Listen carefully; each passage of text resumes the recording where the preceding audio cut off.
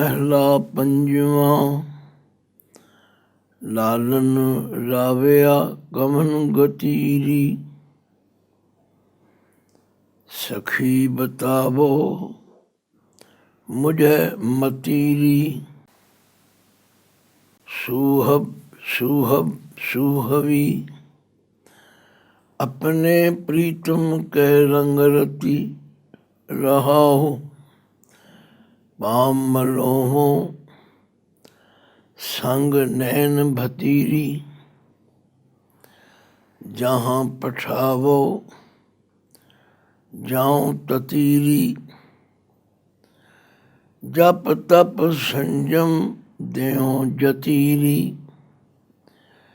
एक निमख मिलावो मोह प्राण पतीरी।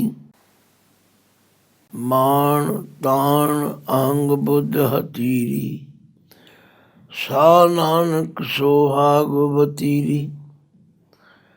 वाहिगुरु जी का खालसा, वाहिगुरु जी की फतेह। गुरु प्यारी साध संगत, ਧੰਨ ਧੰਨ ਸ੍ਰੀ ਗੁਰੂ ਗ੍ਰੰਥ ਸਾਹਿਬ ਜੀ ਦੀ ਪਾਵਨ ਪਵਿੱਤਰ ਬਾਣੀ ਸਾਨੂੰ ਜਿੱਥੇ ਪਰਮੇਸ਼ਵਰ ਦੇ ਗੁਣਾਂ ਦੀ ਜਾਣਕਾਰੀ ਦਿੰਦੀ ਹੈ, ਉੱਥੇ ਬਾਣੀ ਸਾਨੂੰ ਉਂਗਲ ਫੜ ਕੇ ਪਰਮਾਤਮਾ ਨਾਲ ਮਿਲਣ ਦੀ ਜਾਚ, ਜੁਗਤੀ, ਤਰੀਕਾ, ਵਿਧੀ, ਮੈਥਡ ਵੀ ਦੱਸਦੀ, ਬਸ਼ਰਤੇ ਸਾਡੀ ਇੱਛਾ ਹੋਵੇ, ਜਗਿਆਸਾ ਹੋਵੇ। ਇਹ ਠੀਕ ਹੈ ਕਿ ਜਦੋਂ ਅਸੀਂ ਇਹ ਗੱਲ ਕਹਿ ਰਹੇ ਹਾਂ, ਮੈਂ ਆਪਣੇ ਅੰਦਰ ਵੀ ਝਾਕ ਕੇ ਦੇਖਦਾ, ਤੁਸੀਂ ਵੀ ਦੇਖੋ ਕਿ ਸੱਚਮੁੱਚ ਸਾਡੀ ਭਾਵਨਾ ਹੈ ਕਿ ਅਸੀਂ ਪਰਮਾਤਮਾ ਨੂੰ ਮਿਲੀਏ। ਜਦੋਂ ਭਾਵਨਾ ਹੀ ਨਹੀਂ ਹੋਵੇਗੀ ਤੇ ਸਾਨੂੰ ਰਸਤਾ ਕਿੱਥੋਂ ਲੱਭੇਗਾ? ਕਿਉਂਕਿ ਜਿਸ ਤਰੀਕੇ ਨਾਲ ਇਸ ਵੇਲੇ ਸ੍ਰੀ ਗੁਰੂ ਗ੍ਰੰਥ ਸਾਹਿਬ ਜੀ ਨੂੰ ਅਸੀਂ ਮਖੌਟਾ ਬਣਾ ਕੇ ਵਰਤ ਰਹੇ ਹਾਂ, ਖਿਮਾ ਕਰਨਾ, ਗੁਰੂ ਘਰਾਂ ਦੇ ਅੰਦਰ ਗੁਰਬਾਣੀ ਦੀ ਵਿਚਾਰ ਪ੍ਰਚਾਰ ਵਾਲਾ ਜੋ ਪੱਖ ਹੈ, ਉਹ ਦਿਨੋਂ ਦਿਨ ਲੁਪਤ ਹੁੰਦਾ ਜਾ ਰਿਹਾ, ਘਟਦਾ ਜਾ ਰਿਹਾ। ਜਿਹੜੇ ਪ੍ਰਬੰਧਕ ਨੇ ਉਹ ਇਹ ਸੋਚਦੇ ਨੇ ਵੀ ਗੁਰੂ ਕੀ ਗੋਲਕ ਵਿੱਚ ਮਾਇਆ ਕਿਵੇਂ ਆਵੇ, ਉਹ ਵਪਾਰੀ ਬਣ ਗਏ। ਜਿਹੜੇ ਗੁਰਮਤਿ ਦਾ ਪ੍ਰਚਾਰ ਕਰਨ ਵਾਲੇ ਮੇਰੇ ਵਰਗੇ ਨੇ, ਉਹ ਆਪਣੀਆਂ ਲੋੜਾਂ ਤੱਕ ਸੀਮਤ ਹੋ ਗਏ। ਉਹ ਭਾਵਨਾ ਜਿਹੜੀ ਹੈ ਉਹਦੀ ਘਾਟ ਆਈ ਹੈ ਕਿ ਅਸੀਂ ਆਪ ਗੁਰੂ ਦੇ ਰਸਤੇ 'ਤੇ ਚੱਲੀਏ ਔਰ ਅਸੀਂ ਸੰਗਤਾਂ ਨੂੰ ਗੁਰੂ ਦੇ ਰਸਤੇ 'ਤੇ ਚੱਲਣ ਦੀ ਪ੍ਰੇਰਨਾ ਕਰੀ। ਅਸੀਂ ਤੇ ਪੁਜਾਰੀ ਬਣ ਕੇ ਡਿਊਟੀਆਂ ਤੱਕ ਰਹਿ ਗਏ। ਮੇਰੀ ਡਿਊਟੀ ਇਹ ਹੈ ਜੀ, ਮੇਰੀ ਡਿਊਟੀ ਹੈ ਜੀ, ਨਹੀਂ ਭਾਈ। ਗੁਰੂ ਘਰ ਦੇ ਸੇਵਕ ਦੀ ਡਿਊਟੀ ਤੇ ਇਹ ਹੈ, ਆਪ ਜਪੇ ਅਵਰਾ ਨਾਮ ਜਪਾਵੇ। ਮੈਂ ਆਪਣੇ ਵੱਲੋਂ ਨਹੀਂ ਕਹਿ ਰਿਹਾ, ਜੋ ਮੈਨੂੰ ਗੁਰਬਾਣੀ ਵਿੱਚੋਂ ਸਿੱਖਿਆ ਮਿਲੀ। ਧੰਨ ਗੁਰੂ ਰਾਮਦਾਸ ਸੱਚੇ ਪਾਤਸ਼ਾਹ ਫਰਮਾਉਂਦੇ ਨੇ, ਜਨ ਨਾਨਕ ਧੂੜ ਮੰਗੇ ਤਿਸ ਗੁਰ ਸਿੱਖ ਕੀ, ਜੋ ਆਪ ਜਪੇ ਅਵਰਾ ਨਾਮ ਜਪਾਵੇ। ਦਾਸ 2 ਦਿਨ ਪਹਿਲਾਂ ਰੁਦਰਪੁਰ ਸ਼ਹੀਦ ਊਧਮ ਸਿੰਘ ਨਗਰ ਤੇ ਜੋ ਨਾਮ ਤੇ ਵਸਿਆ, ਉਸ ਤੋਂ ਉਰੇ ਯੂਪੀ ਵਿੱਚ ਗਜਰੋਲਾ, ਚੰਦਰਾਣਾ ਫਾਰਮ ਆਦਿਕ ਤੇ ਗਿਆ। ਦਾਸ ਨੇ ਮਹਿਸੂਸ ਕੀਤਾ ਕਿ ਉਹ ਲੋਕ ਆਪਣੀ ਕਿਰਤ ਵਿਰਤ ਕਰਕੇ ਮਜਬੂਰੀ ਵਿੱਚ ਉੱਥੇ ਚਲੇ ਗਏ, ਪਰ ਉਹਨਾਂ ਦੇ ਅੰਦਰ ਗੁਰੂ ਕੀ ਬਾਣੀ ਨੂੰ ਸਮਝਣ ਦੀ ਭੁੱਖ ਜਗਿਆਸਾ ਬਹੁਤ। ਕਿਉਂ ਨਹੀਂ ਸ਼੍ਰੋਮਣੀ ਗੁਰਦੁਆਰਾ ਪ੍ਰਬੰਧਕ ਕਮੇਟੀ ਉੱਥੇ ਤੱਕ ਆਪਣੇ ਪ੍ਰਚਾਰ ਦਾ ਖੇਤਰ ਵਧਾਉਂਦੀ? ਅੰਦਰੋਂ ਭਾਵਨਾ ਹੀ ਨਹੀਂ ਹੈਗੀ। ਖਿਮਾ ਕਰ, ਮੈਂ ਕਟਾਕਸ਼ ਵੀ ਨਹੀਂ ਕਰ ਰਿਹਾ, ਪਰ ਗੁਰੂ ਕਾ ਸੇਵਕ ਹੋਣ ਦੇ ਨਾਤੇ ਜੋ ਮਹਿਸੂਸ ਕਰਦਾ ਹਾਂ ਉਹ ਕਹਿ ਰਿਹਾ ਹਾਂ। ਹੋ ਸਕਦਾ ਕਈਆਂ ਨੂੰ ਇਹ ਗੱਲ ਕੌੜੀ ਵੀ ਲੱਗੇ, ਕਿਉਂਕਿ ਪ੍ਰਬੰਧਕ ਸਿਵਾਏ ਦਫ਼ਤਰਾਂ ਵਿੱਚ ਬਹਿ ਕੇ ਆਰਡਰ ਕਰਨ ਵਾਲੇ ਬਣ ਗਏ ਹਨ। ਜਿਹੜੇ ਗੁਰੂ ਘਰ ਦੇ ਸੇਵਕ ਨੇ ਉਹ ਉਹਨਾਂ ਦੇ ਇੱਕ ਤਰ੍ਹਾਂ ਮੁਲਾਜ਼ਮ ਬਣ ਗਏ। ਉਹਨਾਂ ਨੂੰ ਉਹ ਨਿੱਜੀ ਨੌਕਰ ਸਮਝਣ ਲੱਗ ਪਏ। ਉਹ ਜਿਹੜੀ ਗੁਰੂ ਘਰ ਵਿੱਚ ਆਉਣ ਵਾਲੀ ਸੰਗਤਾਂ ਦੀ ਭੁੱਖ ਸੀ ਉਹਨੂੰ ਸਮਝ ਹੀ ਨਹੀਂ ਸਕੇ। ਗੁਰਬਾਣੀ ਦੀ ਵਿਚਾਰ ਕਰਕੇ ਇਹ ਪਤਾ ਲੱਗਦਾ ਕਿ ਇਹ ਮਾਰਗ ਜਿਹੜਾ ਹੈ ਇਹ ਕਿਸ ਤਰ੍ਹਾਂ ਪ੍ਰਫੁੱਲਤ ਹੋ ਸਕਦਾ। ਗੁਰੂ ਸਾਹਿਬਾਨ ਦਾ ਇਤਿਹਾਸ ਪੜ੍ਹ ਕੇ ਦੇਖੋ। ਭਾਈ ਮੰਝ ਵਰਗੇ, ਭਾਈ ਬਹਿਲੋ ਵਰਗੇ, ਭਾਈ ਸਾਲੋ ਵਰਗੇ, ਬਾਬਾ ਬੁੱਢਾ ਜੀ ਵਰਗੇ, ਮੈਂ ਕਿਸ ਕਿਸ ਦਾ ਨਾਮ ਲਵਾਂ। ਉਹਨਾਂ ਨੇ ਗੁਰੂ ਦੀ ਸੰਗਤ ਵਿੱਚ ਰਹਿ ਕੇ, ਗੁਰੂ ਘਰ ਦੀ ਸੇਵਾ ਕਰਕੇ ਕੀ ਕੁਝ ਨਹੀਂ ਪ੍ਰਾਪਤ ਕੀਤਾ। ਇਹ ਇਤਿਹਾਸ ਵੀ ਸਾਨੂੰ ਪੜ੍ਹਨ ਦਾ ਟਾਈਮ ਨਹੀਂ ਹੈਗਾ, ਸੁਣਨ ਦਾ ਟਾਈਮ ਨਹੀਂ ਹੈਗਾ, ਸੁਣਾਉਣ ਦਾ ਟਾਈਮ ਨਹੀਂ ਹੈਗਾ। ਦਾਸ ਤੇ ਬਚਪਨ ਤੋਂ ਬਜ਼ੁਰਗਾਂ ਤੋਂ ਸੁਣਦਾ ਆਇਆ, ਮਿਟਾ ਦੇ अपनी हस्ती को अगर कुछ मर्तबा चाहे, दाना खाक में मिलकर गुले गुलजार होता है। रोज शब्द हजारे बाणी विच पढ़दा हाँ, आप गवाइए तां शो पाइए, और कैसी चतुराई। शौ नदर कर देखे सो दिन लेखे, कामण नौ निध पाई। अपने कंत प्यारी साथ सुहागण, नानक साह सबरा। साध संगत बाणी ਦੀ ਵਿਚਾਰ ਕਰਨ ਦੀ ਜ਼ਰੂਰਤ ਹੈ। ਗਿਣਤੀ ਮਿਣਤੀ ਦੇ ਪਾਠ ਨਾ ਕਰਾਓ। ਲੜੀਆਂ ਚਲਾ ਕੇ ਇਹਨੂੰ ਵਪਾਰ ਨਾ ਬਣਾਓ, ਬਲਕਿ ਗੁਰਬਾਣੀ ਦੇ ਇੱਕ ਇੱਕ ਸ਼ਬਦ ਨੂੰ ਲੈ ਕੇ ਪੜ੍ਹੋ, ਵਿਚਾਰੋ, ਫਿਰ ਆਪਣੇ ਅੰਦਰ ਇਹਨੂੰ ਧਾਰਨ ਕਰੋ। ਧੰਨ ਗੁਰੂ ਅਰਜਨ ਦੇਵ ਪਾਤਸ਼ਾਹ ਜੀ ਦਾ ਇਹ ਪਾਵਨ ਸ਼ਬਦ, ਜਿਸ ਦਾ ਪਾਠ ਤੁਸੀਂ ਸੁਣਿਆ, ਸ਼੍ਰੀ ਗੁਰੂ ਗ੍ਰੰਥ ਸਾਹਿਬ ਜੀ ਦੇ 739 ਅੰਗ 'ਤੇ ਸੁਸ਼ੋਭਿਤ ਹਨ। ਇਸ ਸ਼ਬਦ ਦੇ ਅੰਦਰ ਗੁਰੂ ਅਰਜਨ ਦੇਵ ਜੀ ਮਹਾਰਾਜ ਨੇ ਬੜੇ ਹੀ ਸਰਲ ਅਤੇ ਸੌਖੇ ਤਰੀਕੇ ਨਾਲ ਦੋ ਸਤ ਸੰਗਣ ਸਖੀਆਂ ਦੀ ਆਪਸ ਵਿੱਚ ਗੱਲਬਾਤ, ਆਪਸੀ ਸੰਵਾਦ ਦਾ ਵਰਣਨ ਕੀਤਾ। ਇੱਕ ਉੱਤਮ ਸਖੀ ਹੈ, ਇੱਕ ਮੱਧਮ ਸਖੀ। ਉੱਤਮ ਕਿਸ ਨੂੰ ਕਹਿੰਦੇ ਨੇ? ਜੋ ਆਪਣੇ ਮਿਸ਼ਨ ਵਿੱਚ ਕਾਮਯਾਬ ਹੈ, ਜਿਸ ਨੇ ਆਪਣੇ ਜੀਵਨ ਨੂੰ ਸਫਲ ਕਰ ਲਿਆ। ਅਤੇ ਜਗਿਆਸੂ ਉਹ ਹੈ ਜਿਹੜੀ ਉਸ ਦੇ ਜੀਵਨ ਤੋਂ ਪ੍ਰਭਾਵਿਤ ਹੋ ਕੇ ਉਹਦੇ ਕੋਲੋਂ ਪੁੱਛਣਾ ਕਰਦੀ। ਜਿਵੇਂ ਇੱਕ ਛੋਟੀ ਭੈਣ ਆਪਣੀ ਵੱਡੀ ਭੈਣ ਨੂੰ ਪੁੱਛਦੀ, ਜਿਵੇਂ ਇੱਕ ਆਮ ਇਸਤਰੀ ਸੁਹਾਗਣ ਨੂੰ ਪੁੱਛਦੀ, ਕਿਉਂਕਿ ਬਾਣੀ ਵਿੱਚ ਲਿਖਿਆ ਏਕੋ ਪ੍ਰੇ ਸਖੀਆਂ ਸਭ ਪ੍ਰੇ ਕੀ, ਏਕਾ ਪੁਰਖ ਸਬਾਈ ਨਾਰ। ਅਸੀਂ ਸਭ ਜੀਵ ਇਸਤਰੀਆਂ, ਪਰਮਾਤਮਾ ਸਾਡਾ ਪਤੀ ਹੈ। ਜਿਵੇਂ ਇੱਕ ਇਸਤਰੀ ਦੇ ਜੀਵਨ ਦੀ ਸਫਲਤਾ, ਕਾਮਯਾਬੀ ਪਤੀ ਦੀ ਪ੍ਰਸੰਨਤਾ ਹੈ, ਜੇ ਉਹਦਾ ਪਤੀ ਪ੍ਰਸੰਨ ਨਹੀਂ ਹੋਇਆ, ਉਸ ਇਸਤਰੀ ਦੇ ਜੀਵਨ ਵਿੱਚ ਕਦੇ ਸੁੱਖ ਨਹੀਂ ਆ ਸਕਦਾ। ਤੋ ਸਾਰੀ ਗੁਰਬਾਣੀ ਇਸੇ ਹੀ ਢੰਗ ਨਾਲ ਸਾਡੀਆਂ ਮੁਸ਼ਕਲਾਂ ਨੂੰ ਹੱਲ ਕਰਦੀ। ਪਾਤਸ਼ਾਹ ਫਰਮਾਉਂਦੇ ਹਨ, ਸੰਤਾਂ ਕੀ ਹੋਏ ਦਾਸਰੀ, ਇਹ ਅਚਾਰਾ ਸਿੱਖ ਰੀ।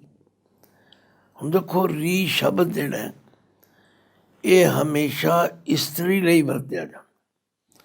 ਜਿਹੜਾ ਰੇ ਸ਼ਬਦ ਹੈ ਉਹ ਪੁਰਖ ਲਈ ਵਰਤਿਆ ਜਾਂਦਾ। ਇਹ ਸਾਰੇ ਸ਼ਬਦ ਦੇ ਅੰਦਰ ਆਰੰਭ ਤੋਂ ਲੈ ਕੇ ਅਖੀਰ ਤੱਕ ਰੀ ਸ਼ਬਦ ਦੀ ਵਰਤੋਂ ਕੀਤੀ ਗਈ। ਤੋ ਰੀ ਜਿਹੜਾ ਹੈ ਇਹ ਇਸਤਰੀ ਲਿੰਗ ਲਈ। ਆਓ ਵਿਚਾਰ ਕਰੀਏ। ਇੱਕ ਮੱਧਮ ਸਖੀ, ਇੱਕ ਜਗਿਆਸੂ ਮੇਰੇ ਵਰਗਾ ਕਿਸੇ ਗੁਰਮੁਖ ਸਖੀ ਨੂੰ ਪੁੱਛਦਾ, ਸੁਹਬ ਸੁਹਬ ਸੁਹਵੀ, ਆਪਣੇ ਪ੍ਰੀਤਮ ਕੈ ਰੰਗ ਰਤੀ ਰਹਾਓ। ਸੁਹਬ ਦੇ ਅਖਰੀ ਅਰਥ ਹਨ ਸੋਹਣੀ, ਸ਼ੋਭਾ ਵਾਲੀ। ਸੂਏ ਲਾਲ ਰੰਗ ਨੂੰ ਪਹਿਨਣ ਵਾਲੀ, ਕਿਉਂਕਿ ਆਮ ਤੌਰ 'ਤੇ ਜਦੋਂ ਬੱਚੀਆਂ ਦਾ ਵਿਆਹ ਹੁੰਦਾ ਉਹ ਸੂਹੇ ਰੰਗ ਦੇ ਬਸਤਰ ਪਹਿਨਦੀਆਂ। ਗੁਰਬਾਣੀ ਵਿੱਚ ਇਸ ਨੂੰ ਲਾਲ ਰੰਗ ਵੀ ਕਿਹਾ। ਤੇ ਲਾਲ ਰੰਗ ਤਿਸ ਕੋ ਲਗਾ ਜਿਸਕੇ ਬੜ ਭਾਗਾ। ਆਖਿਆ ਹੈ ਉੱਤਮ ਸਖੀ ਸੁਹਬ, ਹੈ ਸੋਹਣੀ ਲੱਗ ਰਹੀ ਸਖੀ, ਤੂੰ ਮਨ ਕਰਕੇ, ਬਚਨ ਕਰਕੇ, ਕਰਮ ਕਰਕੇ ਬੜੀ ਸੁੰਦਰ ਹੈ। ਤੇਰੇ ਚਿਹਰੇ ਉੱਤੇ ਵੀ ਨੂਰ ਹੈ, ਤੇਰੇ ਕੰਮਾਂ ਵਿੱਚ ਵੀ ਬੜੀ ਸੁੰਦਰਤਾ ਹੈ, ਤੇਰੇ ਬੋਲਾਂ ਵਿੱਚ ਵੀ ਬੜੀ ਮਿਠਾਸ ਹੈ, ਕਿਉਂਕਿ ਤੂੰ ਆਪਣੇ ਪਿਆਰੇ ਦੇ ਰੰਗ ਵਿੱਚ ਰਤੀ ਹੋਈ ਹੈ। ਸੁਹਬ ਸੁਹਬ ਸੁਹਵੀ, ਆਪਣੇ ਪ੍ਰੀਤਮ ਕੈ ਰੰਗ ਰਤੀ। ਗੁਰਬਾਣੀ ਵਿੱਚ ਇਸ ਤਰ੍ਹਾਂ ਦੇ ਅਨੇਕਾਂ ਹੀ ਇਸ਼ਾਰੇ, ਸੇਧ ਸਾਨੂੰ ਦੁਨਿਆਵੀ ਲੋਕਾਂ ਨੂੰ ਬਖਸ਼ਿਸ਼ ਕੀਤੀ ਗਈ। ਸਭਨਾ ਸਹੁਰੇ ਵੰਜਣਾ, ਸਭ ਮੁਕਲਾਮਣ ਹਾਰ, ਇੱਕ ਓਪਰੇ ਸਖੀਆਂ ਸਭ ਪ੍ਰਭ ਕੀ। ਅਸੀਂ ਇਸ ਪਾਸੇ ਧਿਆਨ ਹੀ ਨਹੀਂ ਦੇ ਰਹੇ। ਅਸੀਂ ਗੁਰਬਾਣੀ ਨੂੰ ਵਪਾਰ ਬਣਾ ਕੇ ਵਰਤ ਰਹੇ, ਪਰ ਪਾਤਸ਼ਾਹ ਸਾਨੂੰ ਜੀਵਨ ਜਾਚ ਸਿਖਾਉਂਦੇ। ਭਾਈ ਗੁਰਮੁਖਾਂ ਕੋਲੋਂ ਪੁੱਛੀਏ, ਇੱਕ ਉੱਤਮ ਸਖੀ ਕੋਲੋਂ ਮੱਧਮ ਸਖੀ ਪੁੱਛਦੀ ਹੈ, ਸੁਹਬ ਸੁਹਬ ਸੁਹਵੀ, ਹੈ ਸੂਏ ਰੰਗ ਵਿੱਚ ਰਤੀ ਹੋਈ, ਹੈ ਮਨ ਬਚਨ ਕਰਮ ਕਰਕੇ ਪਰਮਾਤਮਾ ਦੇ ਪਿਆਰ ਵਿੱਚ ਭੇਜੀ ਹੋਈ ਸੁਹਵੀ, ਸੋਹਣੀ ਇਸਤਰੀ। ਆਪਣੇ ਪ੍ਰੀਤਮ ਕੈ ਰੰਗ ਰਤੀ, ਤੂੰ ਆਪਣੇ ਪਿਆਰੇ ਦੇ ਰੰਗ ਵਿੱਚ ਰਤੀ ਹੋਈ। ਦੇਖੋ, ਰੰਗ ਦੇ ਗੱਗੇ ਨੂੰ ਸਿਆਰੀ, ਕੈ ਦੇ ਕੱਕੇ ਨੂੰ ਦੋ ਲਾਵਾਂ। ਅਸੀਂ ਲਗਾ ਮਾਤਰਾ ਵੱਲ ਤੇ ਧਿਆਨ ਹੀ ਨਹੀਂ ਦਿੰਦੇ। ਬੜੇ ਬੜੇ ਵਿਦਵਾਨ, ਕਥਾਵਾਚਕ ਸਾਰੇ ਹੀ ਬੜੇ ਉੱਤਮ ਹਨ। ਮੈਂ ਸਭ ਦੇ ਚਰਨਾਂ ਦੀ ਧੂੜ ਹਾਂ, ਪਰ ਜਦੋਂ ਮੈਂ ਉਹਨਾਂ ਦੀ ਰਚਨਾ ਤੋਂ ਬਾਣੀ ਦਾ ਉਚਾਰਨ ਸੁਣਦਾ ਤਾਂ ਮਹਿਸੂਸ ਹੁੰਦਾ ਕਿ ਸਾਨੂੰ ਇਹ ਗੱਲ ਅਣਗੌਲੀ ਨਹੀਂ ਕਰਨੀ ਚਾਹੀਦੀ। ਗੁਰੂ ਮਹਾਰਾਜ ਨੇ ਲਗਾ ਮਾਤਰਾ ਲਾ ਕੇ ਗੁਰਬਾਣੀ ਦੀ ਵਿਲੱਖਣਤਾ ਨੂੰ ਕਾਇਮ ਕੀਤਾ। ਆਪਣੇ ਪ੍ਰੀਤਮ ਕੈ ਰੰਗ ਰਤੀ, ਹੇ ਸੁੰਦਰ ਇਸਤਰੀ, ਹੇ ਉੱਤਮ ਸਖੀ, ਹੇ ਪਰਮਾਤਮਾ ਦੇ ਰਾਹ 'ਤੇ ਚੱਲੀ ਹੋਈ ਸਖੀ, ਤੇਰੇ ਵੱਲ ਵੇਖ ਕੇ ਮੈਨੂੰ ਇਹ ਪ੍ਰੇਰਨਾ ਮਿਲੀ ਹੈ ਕਿ ਤੂੰ ਆਪਣੇ ਪਿਆਰੇ ਦੇ ਰੰਗ ਵਿੱਚ ਰਤੀ ਹੋਈ ਹੈ। ਸੱਚਮੁੱਚ ਜਿਹੜੀਆਂ ਮੇਰੀਆਂ ਧੀਆਂ ਭੈਣਾਂ ਇਸਤਰੀਆਂ ਆਪਣੇ ਪਰਿਵਾਰ ਵਿੱਚ ਆਪਣੇ ਪਤੀ ਨਾਲ ਰਲ ਮਿਲ ਕੇ ਰਹਿੰਦੀਆਂ, ਉਹਨਾਂ ਦੀ ਸ਼ੋਭਾ ਕਿੰਨੀ। ਉਹਨਾਂ ਨੂੰ ਪੇਕੇ ਘਰ ਵੀ ਮਾਣ ਮਿਲਦਾ ਅਤੇ ਸਹੁਰੇ ਘਰ ਵੀ ਸਤਿਕਾਰ, ਕਿਉਂਕਿ ਉਹਨਾਂ ਦੀ ਆਪਣੇ ਪਿਆਰੇ ਨਾਲ ਬਣ ਆਈ।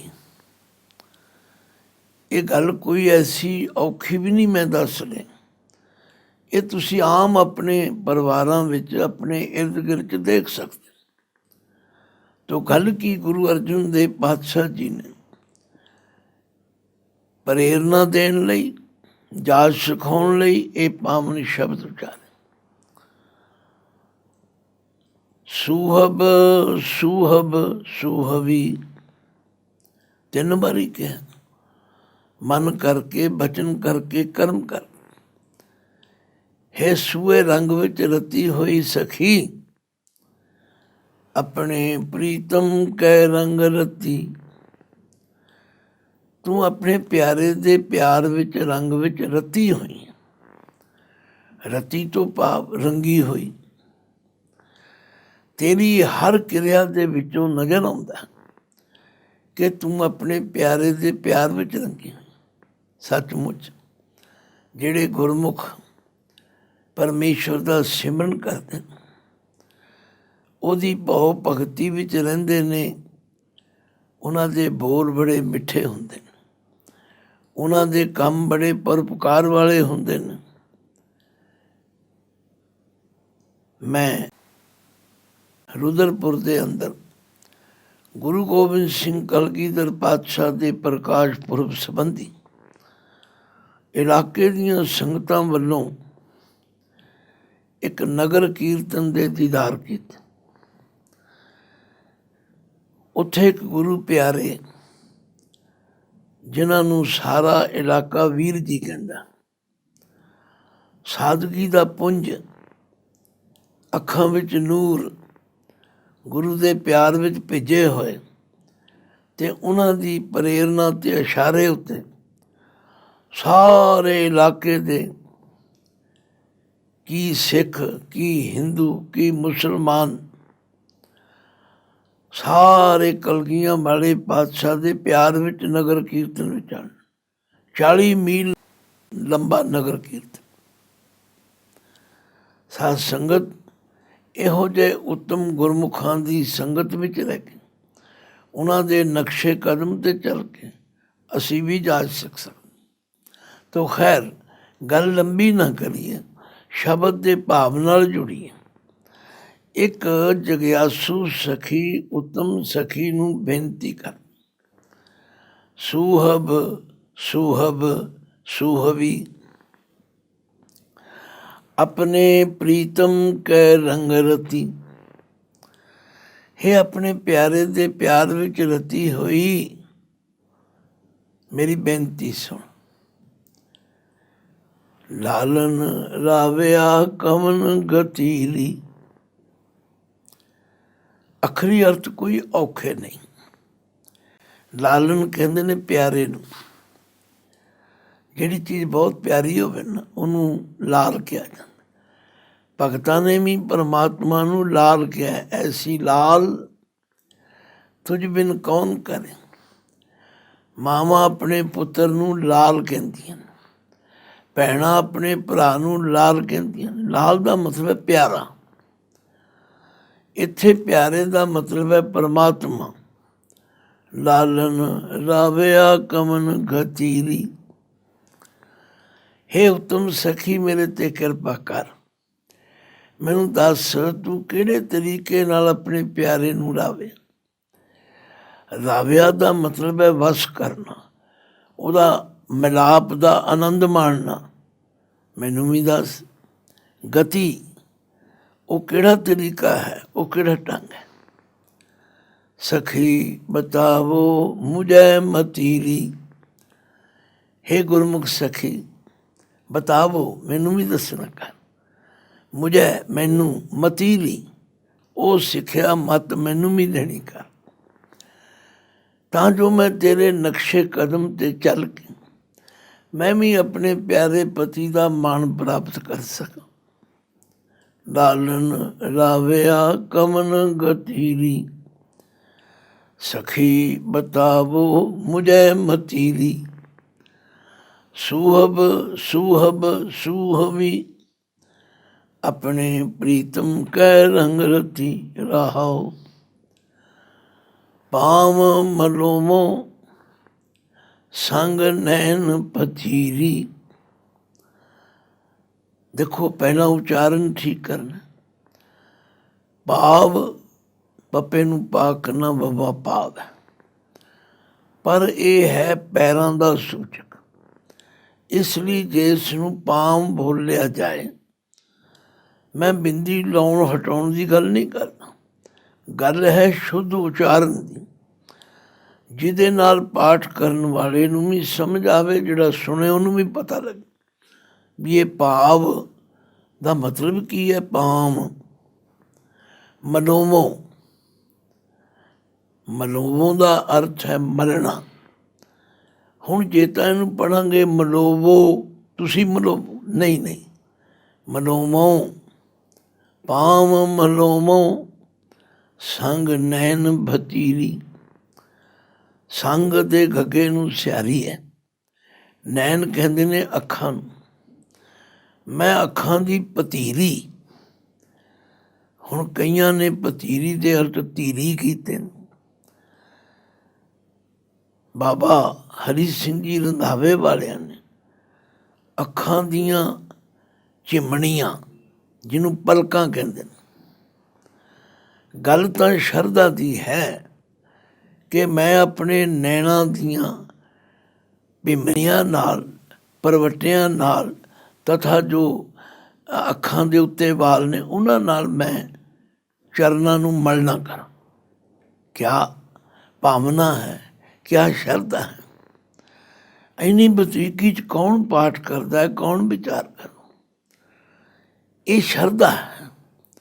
ਮੈਨੂੰ ਦੱਸੋ ਉਹ ਗਤੀ, ਉਹ ਵਿਧੀ, ਉਹ ਜੁਗਤੀ, ਉਹ ਤਰੀਕਾ। ਪਾਮ ਮਲੋਮੋ ਸੰਗ ਨੈਣ ਭਤੀਰੀ, ਮੈਂ ਤੁਹਾਡੇ ਚਰਨਾਂ ਨੂੰ ਮਲਾਂਗੀ, ਭਾਵ ਸੇਵਾ ਵੀ ਹੋਵੇਗਾ। ਜਹਾਂ ਪਠਾਵੋ ਜਾਉ ਤਤੀਰੀ। ਹੁਣ ਦੇਖੋ ਪਠਾਵੋ ਤੇ ਜਾਉ, ਪਠਾਵੋ ਜਿਹੜਾ ਹੈ ਇਹ ਸੈਕਿੰਡ ਪਰਸਨ ਹੈ, ਜਾਉ ਫਸਟ ਪਰਸਨ। ਮੈਨੂੰ ਜਿੱਥੇ ਭੇਜੋਗੇ, ਮੈਨੂੰ ਜੋ ਤੂੰ ਹੁਕਮ ਕਰੇਂਗੀ, ਮੈਨੂੰ ਤੂੰ ਜਿਹੜੇ ਰਾਹ 'ਤੇ ਚੱਲਣ ਲਈ ਕਹੇਂਗੀ, ਜਾਉ ਤਤੀਰੀ। ਹੇ ਮੇਰੀ ਉੱਤਮ ਸਖੀ, ਹੇ ਗੁਰਮੁਖ ਸਖੀ, ਮੈਂ ਉਸੇ ਰਸਤੇ 'ਤੇ ਚੱਲਾਂ, ਮੈਂ ਤੇਰਾ ਹਰ ਬਚਨ ਮੰਨਾਂ। ਜਿਨ੍ਹਾਂ ਗੁਰੂ ਕੇ ਸਿੱਖਾਂ ਨੇ ਗੁਰੂ ਦੀ ਆਗਿਆ ਵਿੱਚ ਚੱਲ ਕੇ ਆਪਣੇ ਜੀਵਨ ਨੂੰ ਢਾਲਿਆ, ਉਹਨਾਂ ਨੇ ਬਹੁਤ ਕੁਝ ਪ੍ਰਾਪਤ ਕਰ। ਇਸੇ ਲਈ ਗੁਰੂ ਰਾਮਦਾਸ ਸੱਚੇ ਪਾਤਸ਼ਾਹ ਕਹਿੰਦੇ, ਗੁਰਸਿੱਖੋ ਐਵੇਂ ਭਟਕਦੇ ਨਾ ਫਿਰੋ, ਮੇਰੀ ਸਲਾਹ ਮੰਨੋ। ਗੁਰਸਿੱਖ ਮੀਤ ਚਲੋ ਗੁਰ ਚਾਲੀ, ਜੋ ਗੁਰ ਕਹਿ ਸੋਈ ਭਲ ਮਾਨੋ, ਹਰ ਹਰ ਕਥਾ ਨਿਰਾਲੀ। ਦੇਖੋ ਆਪਾਂ ਮਟਾਏ ਤੋਂ ਬਿਨਾਂ ਕੁਝ ਪ੍ਰਾਪਤ ਨਹੀਂ ਕੀਤਾ ਜਾ, ਆਪ ਗਵਾਈਏ ਤਾਂ ਸੋ ਪਾਈਏ, ਔਰ ਕੈਸੀ ਚਤੁਰਾਈ। ਸੋ ਨਦਰ ਕਰ ਦੇਖੈ ਸੋ ਦਿਨ ਲੇਖੈ, ਕਾਮਣ ਨੌ ਨਿਧ ਪਾਈ। ਇਹ ਆਪਾ ਤਿਆਗ ਦੀ ਗੱਲ ਹੈ, ਆਪਣੀ ਹਉਮੈ ਨੂੰ ਛੱਡਣ ਦੀ ਗੱਲ। ਪਾਮ ਮਲੋਮੋ ਸੰਗ ਨੈਣ ਪਤੀਰੀ, जहाँ पठावो जाऊं ततीरी। ਲਓ ਤੀਜੇ ਪਦ ਵਿੱਚ ਕਹਿੰਦੇ ਨੇ ਜਪ ਤਪ ਸੰਜਮ ਦਿਓ ਜਤੀਰੀ। ਆਖਿਆ ਜੋ ਮੈਂ ਜਪ ਕੀਤਾ ਹੈ ਰਸਨਾ ਕਰਕੇ, ਜੋ ਮੈਂ ਸਰੀਰ ਕਰਕੇ ਤਪ ਕੀਤਾ, ਸੇਵਾ ਕੀਤੀ, ਜੋ ਮੈਂ ਸੰਜਮ ਕੀਤਾ ਹੈ ਆਪਣੇ ਇੰਦਰੀਆਂ ਨੂੰ ਭੈੜੇ ਪਾਸੇ ਜਾਣ ਤੋਂ ਰੋਕਣ ਨੂੰ ਜਤ ਕਹਿੰਦੇ। ਮੈਂ ਸਾਰਾ ਕੁਝ ਹੀ ਤੁਹਾਡੀ ਸੇਵਾ ਵਿੱਚ ਹਾਜ਼ਰ ਕਰ। ਜਪ ਤਪ ਸੰਜਮ ਦਿਓ ਜਤੀਰੀ, ਇੱਕ ਨਿਮਖ ਮਿਲਾਵੋ ਮੋਹਿ ਪ੍ਰਾਨ ਪਤੀਰੀ। ਮੇਰੀ ਇੱਕੋ ਇੱਕ ਇੱਛਾ, ਇੱਕ ਨਿਮਖ। ਸਾਧ ਸੰਗਤ ਨਿਮਖ ਕਿਤਨਾ ਹੁੰਦਾ? ਅੱਖ ਫਰਕਣ ਦੇ ਸਮੇਂ, ਇੰਨੇ ਕੁ ਸਮੇਂ ਲਈ ਮੈਨੂੰ ਆਪਣੇ ਪ੍ਰਾਣਾਂ ਦੇ ਪਤੀ ਪਰਮੇਸ਼ਵਰ ਨਾਲ ਮਿਲਾ ਦੇ। ਲਓ ਹੁਣ ਅੱਗੋਂ ਉੱਤਮ ਸਖੀ ਮੱਤ ਦਿੰਦੀ, ਮਿਲਣਾ ਰੱਬ ਨੂੰ, ਕਰਨਾ ਪਰਮੇਸ਼ਵਰ ਦਾ ਦਰਸ਼ਨ।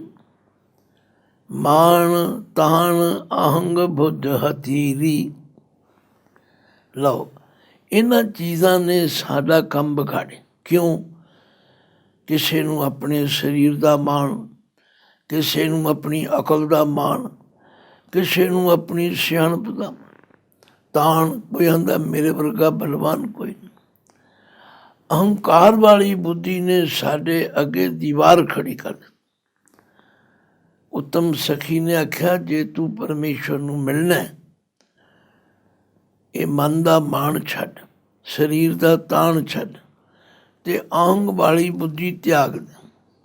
ਹਤੀਰੀ ਦਾ ਮਤਲਬ ਇਹਨੂੰ ਖਤਮ ਕਰ। ਮਾਣ ਤਾਣ ਅਹੰਗ ਬੁੱਧ ਹਤੀਰੀ, ਸਾ ਨਾਨਕ ਸੁਹਾਗ ਵਤੀਰੀ। ਆਖਿਆ ਉਹ ਸੁਹਾਗਵਤੀ ਬਣ ਸਕਦੀ ਹੈ। ਨਾਨਕ ਜੀ ਫਰਮਾਉਂਦੇ ਨੇ ਉਹ ਆਪਣੇ ਪਤੀ ਨੂੰ ਪਿਆਰੀ ਲੱਗ ਸਕਦੀ। ਦੇਖੋ ਸ਼ਬਦ ਤੇ ਆਕਾਰ ਵਿੱਚ ਬੜਾ ਸੰਖਿਪਤ ਹੈ, ਪਰ ਕਿਤਨੀ ਵੱਡੀ ਸਿੱਖਿਆ ਗੁਰੂ ਪਾਤਸ਼ਾਹ ਨੇ ਸਾਨੂੰ ਬਖਸ਼ਿਸ਼ ਕੀਤੀ ਹੈ।